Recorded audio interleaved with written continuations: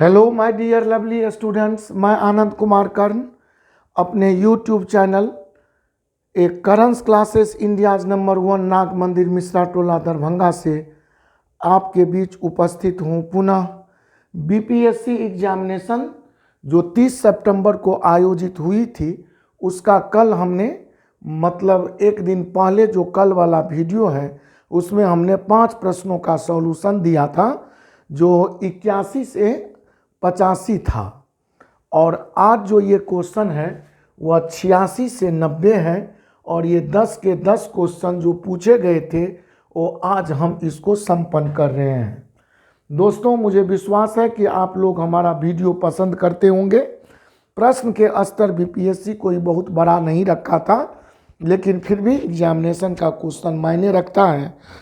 जो भी प्रश्न पूछे गए थे वो सारे प्रश्न आपको यह जानकारी दे दूं कि अपने सेट से जो बेसिक इंट्रोडक्शन में मैं पढ़ाता हूं उसी क्वेश्चन को डाला गया था। खैर, तो आइए आज का सत्र शुरू करूं। जो न्यू व्यूअर हूं उनसे यह रिक्वेस्ट है कि आप चैनल ज़रूर सब्सक्राइब कर लें ताकि आपको कोई भी नया वीडियो का जो नोटिफिकेशन है प्रथमतः आप तक पहुंच सके। किसी भी प्रकार का ऑनलाइन ऑफलाइन क्लास के लिए आप हमारे कोचिंग के मैनेजिंग डायरेक्टर राजशेखर झा या राजू बाबू से 99 34 84 97 98 ये सुझाए गए नंबर पर आप संपर्क कर सकते हैं।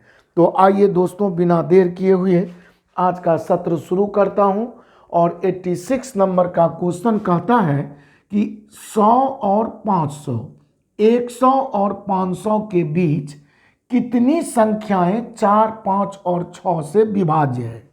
इट मीन्स कि you have to find the total numbers those are divisible by 4, 5 and 6 and it is or those are situated between 100 and 500। 100 और 500 के बीच ही वह स्थित है। तो जब बीच की बात कहें या 100 से 500 तक, अभी पूछा है कि बीच, तो जब बीच की बात करें तो आप कुछ भी ना करें, किसी एक संख्या से बात नहीं है। 4, 5 और 6 तीनों से, तो 4, 5 और 6 का क्या करें, तो आप तुरंत यहाँ पर एलसीएम फाइंड करें। तो 4, 5 और 6 का एलसीएम आ जाएगा 60, और जो ही आ गया 60 तो आपको कुछ करना ही नहीं है। शुरू की संख्या 100 में 60 से भाग लगा दें, और जो भागफल आ रहा है शेष से हमको कोई लेना देना नहीं है, भागफल हम नोट कर लेंगे। 100 में 60 से भाग देंगे तो भागफल 1 आएगा, क्योंकि एक बार में ही लगेगा। और बीच में जब दे दे तो अंतिम संख्या 9 लेकर इससे एक पीछे कर दे, या 500 में एक हट माइनस कर ले तो बच जाएगा 499, और उसको आप 60 से जो एलसीएम निकाला है भाग लगा दें तो 60 सत्ते 420 और 60 अट्ठे 480, तो यह 8 बार में लग जाएगा। और अब ये दोनों भागफल को कुछ न करें, घटा दें, अंतर देख लें तो 8 और 1 में अंतर है 7, और कहेंगे ऐसी संख्या 100 और 500 के बीच मात्र 7 ही संभव है जो 4, 5 और 6 से अर्थात 60 से वह डिविजिबल होगा या वो विभाज्य होगा। मुझे लगता है दोस्तों कि आप इस प्रश्न को भली भांति समझ गए होंगे। तो आइए बिना देर किए हुए आपके साथ हम नेक्स्ट क्वेश्चन पर एक्टिविटी करते हैं। तो अगला प्रश्न जो आपके साथ मैं लेने वाला हूँ उस प्रश्न को आप बखूबी समझें और इत्मीनान पूर्वक बातों को सीखें। मात्र 5 से 10 मिनट में ज़्यादा समय आपका लेना चाहता नहीं हूँ, ताकि आप वीडियो को अंततः बढ़िया से देख सकें और सारी बातों को सीख सकें। तो इसीलिए कल मैंने बनाया था 5 क्वेश्चन, और आज भी आपके साथ 5 क्वेश्चन जिक्र कर रहा हूँ। यहाँ है 70 किलोग्राम के मिश्रण में, तो टोटल जो मिश्रण है वह 70 केजी है। बालू और सीमेंट का अनुपात 4:1 है।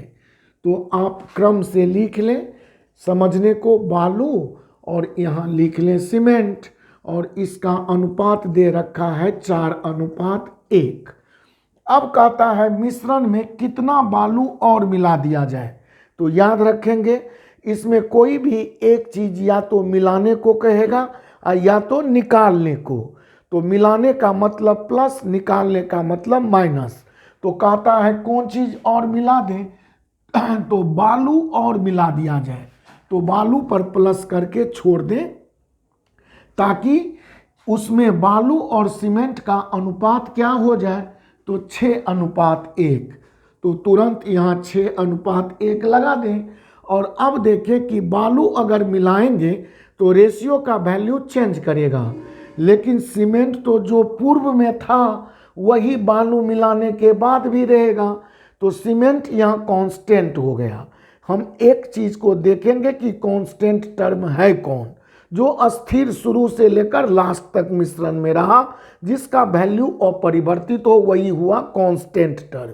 तो यहाँ सीमेंट जो शुरू में था 1, वह बाद के मिश्रण में जब बालू और मिला दिया तब न रेशियो 6:1 हुआ। तो जो आरंभ में सीमेंट था वही बाद में भी रहना चाहिए, क्योंकि हम बालू मिला रहे हैं मात्र। तो देखिए सीमेंट रेशियो में आरंभ में 1 था और बाद में भी 1 है, अर्थात ये मामला सही है। मान लीजिए यहाँ 2 रहता तो यहाँ 1 को 2 से गुना करते तो 6 को भी 2 से गुना कर लेते। तो हम मान जो कांस्टेंट है उसको एक समान कर लेंगे शुरू और लास्ट, प्रारंभ के मिश्रण में और लास्ट के मिश्रण में। तो यहाँ यह रियल में कांस्टेंट है। अब देखिए बालू को मिलाया है तो 4 से बढ़ गया 6। तो 4 से 6 कितना बढ़ा, तो कहेंगे 2 इकाई बढ़ा। भैया कितने में बढ़ा, तो 4 और 1, आरंभिक मिश्रण टोटल 4 और 1 हो गया 5। तो 5 से भाग लगा दें और टोटल केजी आपको पता है 70 केजी। 5 से 70 को काट दें, 14 पंचे 70, 14 दूनी 28 केजी आपको क्या बालू मिलाना होगा। और आपका ऑप्शन ए बिल्कुल ही करेक्ट और बिल्कुल सटीक तरीके से बन जाएगा। अगर आप में थोड़ी भी एफिशिएंसी हो तो निश्चित ही ऐसे प्रश्नों का हल आप मौखिक भी कर सकते हैं। वैसे भी समझ सकते हैं कि 4, 1, 5, टोटल 5 का वैल्यू 70, तो 1 का वैल्यू हो गया आपका 14 और 1 का वैल्यू 14, तो बढ़ रहा है 4 से सीमेंट 6, और जबकि हमारा बालू बढ़ रहा है 4 से 6, 2 बढ़ रहा है तो 14 दूनी 28, क्योंकि सीमेंट 1 यूनिट और 1 यूनिट शुरू और बाद दोनों जगह सेम था। तो मौखिक भी ऐसे प्रश्नों का हल हमारे समझ से लिया जा सकता है। मुझे पूरी विश्वास, भरोसा और आप पर आस्था है कि आप हमारे इस कॉन्सेप्ट को भली भांति समझ रहे होंगे। आइए दोस्तों, तो बिना देर किए हुए आपके साथ मैं एक्टिव होकर रहा हूं। प्रश्न संख्या 87 के बाद आपका प्रश्न जो आएगा वह प्रश्न संख्या आएगा 88। तो 88 नंबर क्वेश्चन के लिए हो जाए तैयार। और मात्र 3 ही प्रश्न और रह गए हैं और ये 3 प्रश्न इत्मीनान से देख लें। मैं नहीं चाहता कि बहुत लंबा वीडियो बनाकर आपको बोर करूं और बड़ा इत्मीनान से आप ऐसे ही समझें। यहाँ देखिए लिखा है ₹150 प्रति दर्जन की दर से संतरे बेचने पर। तो तुरंत ऊपर में लिखेंगे 150 रुपया, ऊपर में लिखेंगे दोस्तों 150 रुपया, 1 दर्जन का माने 12। अगर कभी भी मैं कहूँ x/y के दर से कोई चीज़ खरीदा या कोई चीज़ बेचा, अगर ऐसा आप कभी भी देखें भिन्न लिखा हुआ, तो ऊपर वाला वैल्यू आपका रुपया का हो जाता है और नीचा वाला वैल्यू आपका दोस्त वस्तु का हो जाता है। तो आप 150 रुपये प्रति दर्जन की दर से संतरा बेचा, तो प्रति दर्जन का मतलब क्या हुआ 12 पीस। तो तुरंत नीचे में वस्तु जो है वो 12 रख दिया, ऊपर में रुपया 150 रख दिया, क्योंकि भिन्न का ये फॉर्म ऊपर वाला रुपया और नीचे वाला आपका वस्तु को शो करता है। अब है बेचने पर शशि को 25% की हानि होती है। तो यह बेचने पर यह विक्रय मूल्य है और ज्यों ही कहा 25% का लॉस, तो क्रय मूल्य निकालने के लिए यहाँ 75% लिख दें, क्योंकि 25% का हानि लॉस होना, 100 में 25 गया, 75% का केस हो गया। और फिर है 20% का लाभ पाने के लिए। अब जितना परसेंट लाभ कहता है 100 में जोड़कर यहाँ ऊपर में रख दें। अब आपका मामला समाप्त है। परसेंट से तो परसेंट यूं ही गया, 75 से 2 का गुना हो गया 150। और आपका पूछता है कि उसे किस दर पर बेचना चाहिए, तो उत्तर देखिए सब दर्जन में ही लिखा हुआ है, तो नीचे वाला दर्जन को छोड़ दीजिए और 120 का 2 से गुना हो जाएगा 240, और नीचे में बट्टा 12 छोड़ दीजिए, तो ऊपर वाला रुपया और नीचे वाला हो गया वस्तु, अर्थात 240 रुपये बट्टा का माने प्रति, 12 का माने दर्जन। और आपका ऑप्शन बी इत्मीनान पूर्वक करेक्ट हो जाएगा। मुझे लगता है कि बातों को आप समझ रहे होंगे और इत्मीनान से सारे कॉन्सेप्ट आपके जेहन में उतर रहा होगा। तो आइए दोस्त, बिना देर किए हुए मैं चलता हूं आपके साथ क्वेश्चन नंबर 89 पर। और 89 नंबर का क्वेश्चन जो आपके साथ है उसे आप ध्यानपूर्वक देखें। 89 नंबर का क्वेश्चन कहता है कि एक समचतुर्भुज के विकर्ण की लंबाई 24 सेंटीमीटर और 10 सेंटीमीटर है। ये 24 सेंटीमीटर एक विकर्ण, दूसरा विकर्ण 10। तो समचतुर्भुज के लिए एक डायग्राम आपको दिखा दूं। और समचतुर्भुज का जो विकर्ण होता है दोस्त, वह एक दूसरे को परस्पर लंब समद्विभाजित करता है। और समद्विभाजित का मतलब जो विकर्ण होगा 24 का वो बट के 12-12, और जो विकर्ण दिया है 10 का वो बट के 5-5। और यहाँ प्रत्येक एंगल आपको 90 डिग्री होता है, क्योंकि समचतुर्भुज के विकर्ण परस्पर लंब समद्विभाजित करते हैं।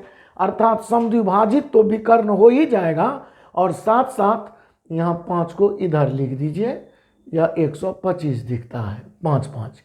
अब ये टोटल वैल्यू 10 तो हाफ हाफ 5-5, टोटल वैल्यू 24 तो हाफ हाफ 12-12। अब अगर यह समकोण त्रिभुज है तो इससे अगर यह भुजा निकालें समचतुर्भुज का, तो समकोण के सामने कर्ण होगा, और कर्ण बराबर आपको पता है कि लंब स्क्वायर प्लस आधार स्क्वायर, तो ये 144 प्लस 25 का मतलब दोस्त क्या होगा, √169 का वैल्यू 13। अर्थात समचतुर्भुज का कोई भी भुजा अगर निकल गया तो चारों भुजा 13-13 ही आप देख सकते हैं आएगा।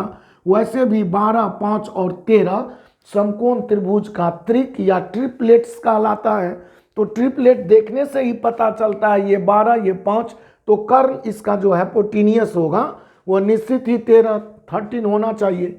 और इस तरीके से अगर इसका परिमाप आपको निकालना है तो आप 4 को, चारों भुजा 13-13, तो 4 गुने 13, 13 चौका 52 cm। आपका बड़ा इत्मीनान पूर्वक आंसर ए आ जाएगा।